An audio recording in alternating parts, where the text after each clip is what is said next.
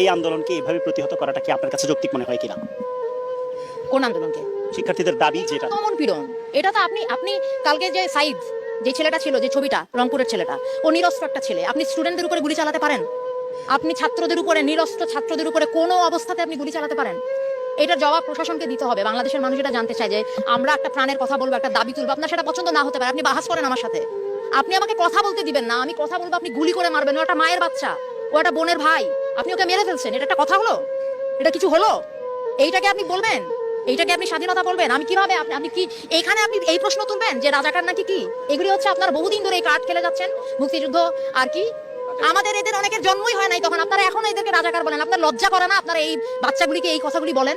আপনারা লজ্জা করে না যে কেন এই ছাত্র গোষ্ঠী এরকম একটা আশ্রম? আমরা কোথায় কিছু একটা ন্যায্যতার, কিছু একটা অধিকারের কথা বললে আপনারা বলেন যে রাজাকার? আরে আশ্চর্য কথাবার্তা! আমার স্বাধীন দেশে আপনি আমাকে, আমি আমার ন্যায্য অধিকারের কথা বলবো, আপনি কথায়